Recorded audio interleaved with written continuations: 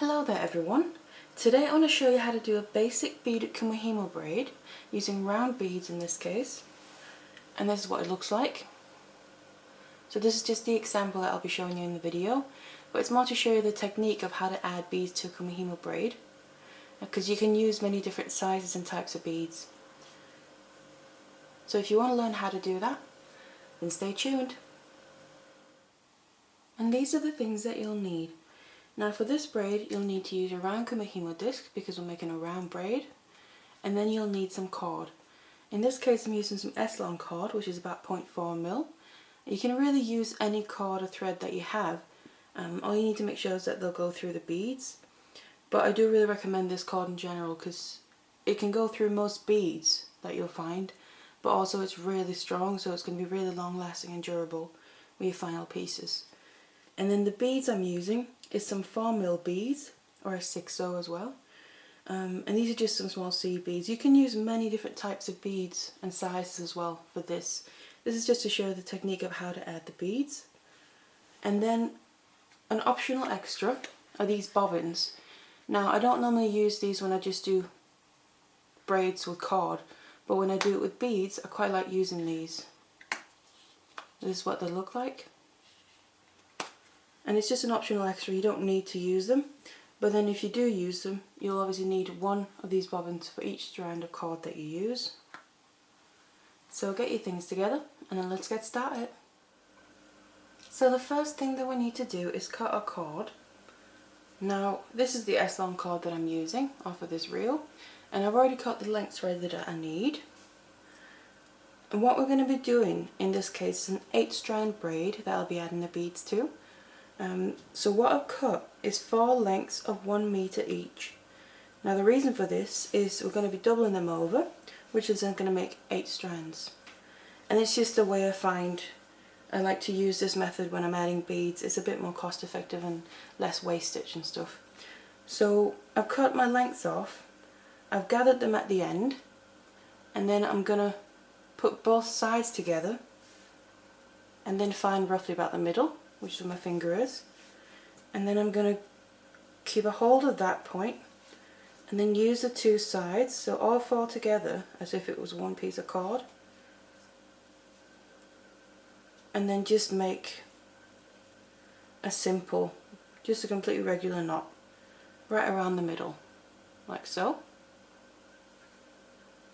So you know now that's roughly where the middle is, and that's the point we're going to be working from. So now we need to set it up on our disc. So to do that, all I'm going to do is I've got my Kumihimo disc and it's ready, and then I'm just going to grab my cords, which I doubled over and then put the knot there.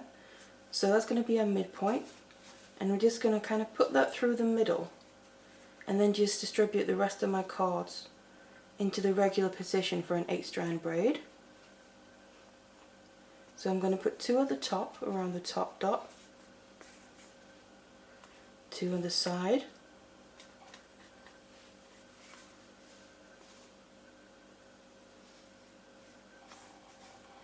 two to the other side, and just gently keep hold of the middle. You can adjust it afterwards anyway. And then the last 2 down to the bottom dot, like so. And then you can just adjust your cords to make sure that that knot is roughly about the middle of that hole of your disc. So that's the basic setup for a Kumihimo disc, and that's what we're going to be using for this. So because we doubled over our cords and made that knot in the middle, which is the point where all the cords now are coming out from, is turned into 8 strands, and each strand in each notch now is about 50 centimeters long. What you'll find when you use beads on a Kumihimo braid is that your cords don't need to be as long as if you're not using beads. So that's the length of your cords, and that's the setup. So now what I want to do is, before we start adding the beads onto our strands, I want to just do a little section of regular Kumihimo where I'm just using the cords. And this is just to have a little section at the beginning to be able to finish a braid off at the end. So all I do is I kind of grab hold of that knot in the middle, if you can. What you can do as well is put some wire or some excess cord or a weight or something in the middle, that'll help you pull it down, but if you don't feel the need, then that's fine. I'm just going to kind of grab hold of it as we go.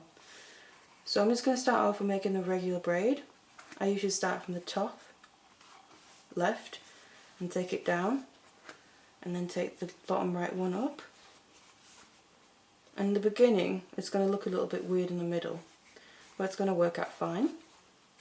And then I rotate it.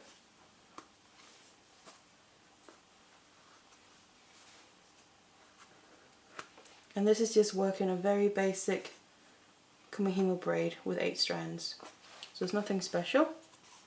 I'm going to continue doing this for a little bit until, like I said, I have a little section where it's just braided before I start adding in the beads.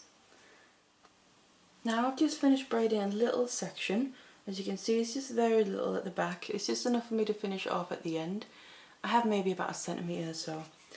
And then I've just left my cords as I was doing one, a set. I've taken the top one down, so I have 3 in the bottom and 1 at the top.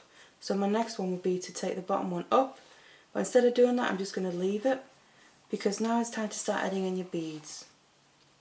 And then this just reminds me where I've gotten to. So now I want to add on the beads to all our strands of cord. Now to add in my beads, all I do is I'll just normally tip over my Kumihimo board, Kumihimo disc, and I'll just get 1 strand at a time, and then just start threading on my beads. Now this is the most time consuming part of doing beaded Kumihimo, really, because once you get going with the braid,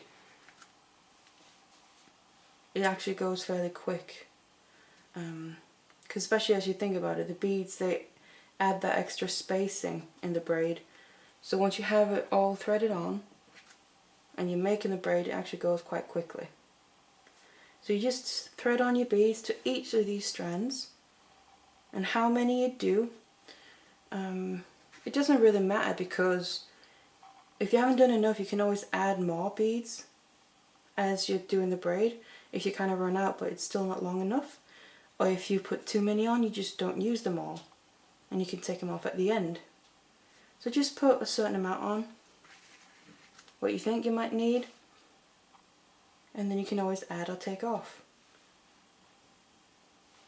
I would normally put about, because these are 4mm, I'll probably put about 40 on first or something, and then see how that goes. But then I'll tell you at the end how many beads exactly that I've used on each strand, and then that'll just give you a rough guideline to how many you'll need. Obviously it'll depend on the size that you're making it. So just keep threading them on.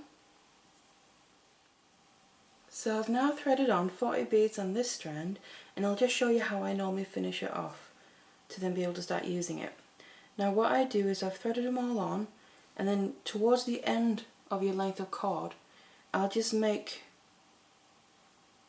a regular overhand knot like so, just towards the end of it. And if I can get away with just making one, I'll just make one. But for these beads, if I just make one, you can pull it through the whole of the beads. So then I'll just make another 1 or 2 on top of that, so the actual knot becomes a bit bigger. It's just enough for you to make sure that the beads can't come off the strand, basically, so your knot won't pull through the beads. It's just a bit of extra security, like so. So I've got 3 knots on there, so it's become a larger knot. Now you can also use this method if you don't use the bobbins. You can just do this to keep the beads in place. But I normally do this even when I use the bobbins. So I'll get a bobbin and then open it like this, and then just grab the end of that cord and then start wrapping it around.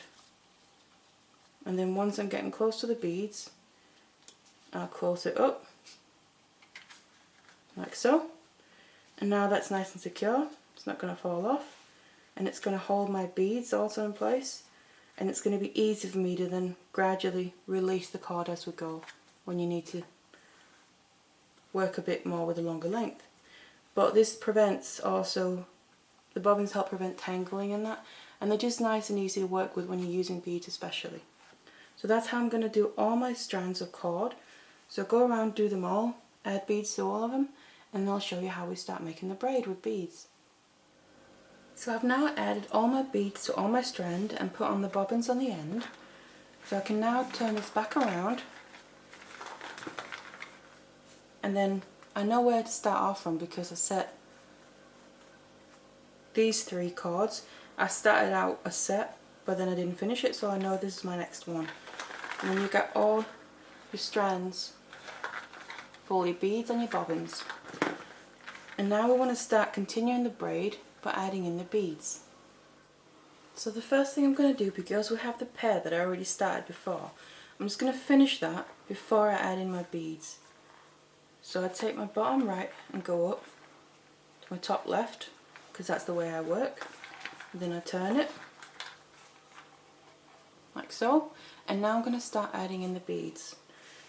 So what I do is I grab the next strand that I'm going to use, the top left one in my case, and then as I'm releasing it, I let one of the beads drop, keep the others out of the way and let one drop, and then bring it down. And then sometimes it'll happen naturally where your bead will end up sitting underneath the other cords, and that's what you want it to do. And if it doesn't, you want to kind of tuck it underneath. I'm going to show you on the other side here. Grab my next strand, get one bead, release the strand and then let the bead drop down, and then you want to make sure that it kind of gets tucked under everything in the middle, so tucked under your other cords, like so. And the first bit is always kind of the most fiddly part, because you're just starting out the braid with your beads. And obviously normally you'll have these hanging down more loose, not resting on the table. So turn it again. So that was one set. Moving on. Release the cord, let one bead drop down, tuck it in underneath your other cords, like so. Grab strand from below, release one bead, tuck it in underneath, and then finish off that set. So that's the beginning so far. So just zoomed in so you can see more precisely how it works in the middle. So turn it for my next pair. I'll grab, in my case, the top left one, release the cord and let one bead drop down like this, and then make sure that this bead goes underneath the other cord coming across, and then bring your cord down and put it into the slot below. And if you can, try and keep hold of your braid through the middle, or if you attach something to it, then keep hold of that. Or if you have a weight, it'll work nicely on its own. So to finish off this set, release the cord, let one bead drop, make sure to tuck it underneath, and then put the cord back in the other slot on the opposite side, like so. So that's what you need to do, make sure that your beads get tucked underneath. Move on to the next one. Now sometimes it might happen that the bead will drop down and it'll just sit right on its own.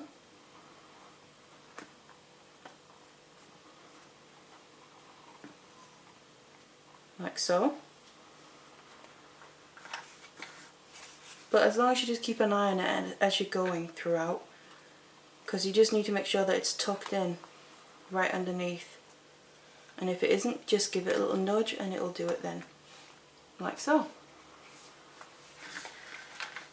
So this is how you keep going, adding your beads. And you do it every time you make a movement with a cord, you add in a bead. And that's what's going to give you that full beaded effect on your Kumihimo braid.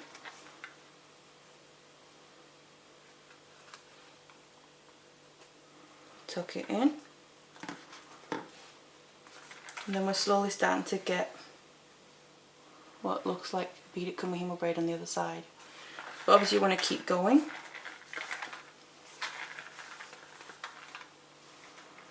For the next pair, drop a bead down and just keep going like this until you reach the length that you want it to be. So I'm going to continue adding in beads, and I'll show you what it looks like as we move along. So I've now reached the end of my bracelet to the size I want it to be, so where I need to stop adding the beads. And you can just measure this on the back side how long you got it, and obviously make sure you leave space for whatever clasp you want to use. So I'm in the middle of a pair, so I'm just going to finish that off, add my very last bead, it's the exact same way, tuck it in like so, and then we need to just do a little bit first. Now because I'm done with my beads, I have some left on my strand still. Like I mentioned in the beginning, I added 40 beads to each strand, and they've ended up using about 32 on each strand. So that can give you a rough guideline as to how many you need.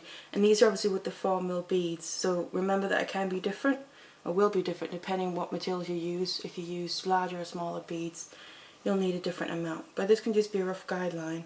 And this bracelet is going to be about a 7.5 inch bracelet. So that'll give you an idea of the amount of beads you'll need. So what I'm going to do now is, you can either just leave the beads on there till you finish the braid, but I'm just going to go around and take them all off so I can get rid of my beads. So I've now removed all the excess beads off my cords, and now all that's left to do is that same little section that we did in the beginning, just to have something to finish off the bracelet with. So I'm just going to continue doing normal Kumihimo, just like I've been doing the whole time basically, just without adding any more beads into it.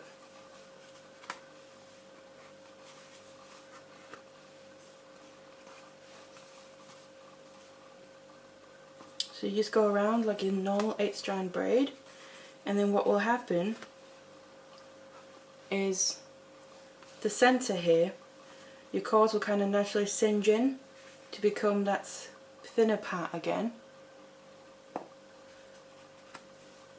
without your beads on it. So I've now finished that little section of my basic braiding, and now we want to basically get a whole braid off of the disc. And the way I like to do this is just secure the end before I take it off, and I do this while it's on the disc. So what I'll do is I'll kind of put my disc down and then grab opposite cords. So in this case I'm grabbing these two. It doesn't really matter which ones you start with, just any cords. I just like to grab the ones opposite each other, and then I put them into the middle, and then I do a regular overhand knot, and then tighten that so the knot sits right on top of your braid. And I put the cords back in just so they're out of the way for the rest of them. Go to two other opposite cords. Again, it doesn't matter which ones you do when. Just go around and do all of them. Regular overhand braid, tighten that, put them back in to get them out of the way. Got the last two left. I'm going to grab these two opposite each other, do the same knot, tighten, back in, and then the last ones.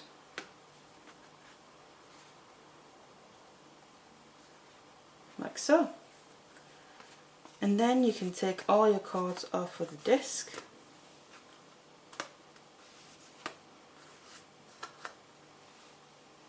And your braid is nice and secure. It's not going to come undone because you put them knots at the end.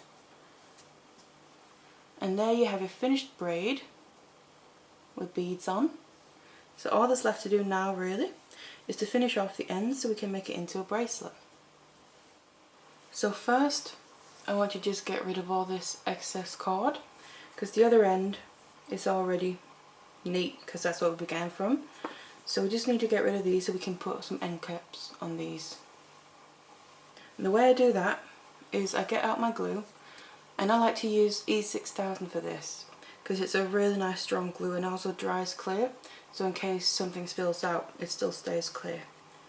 And all I do is just get a bit of my glue. I just normally use a toothpick. Get a little bit on there, only just a little bit for this step, because it's literally just to secure that end in place, so when we cut the excess cords off it won't come undone. So just a very little bit right on top of here, of where your cords are coming out.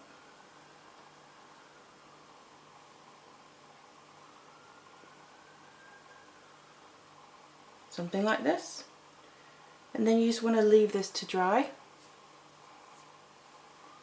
so we can then cut off all these cords right close and we can finish off the bracelet. So I've now let the glue dry, and I'm just going to take my scissor and go in and cut all the excess cord off. And you can get right in there because the braid is nice and secure.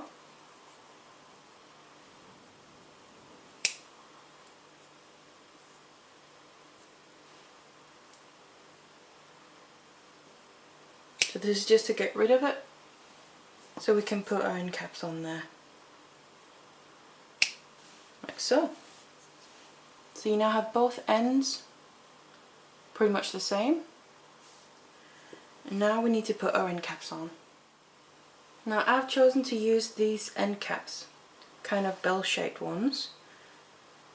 And you can get these in loads of different sizes and colours and that. So I've found the smallest ones, and these fit perfectly at the end of this braid, using this kind of cord and thickness of cord.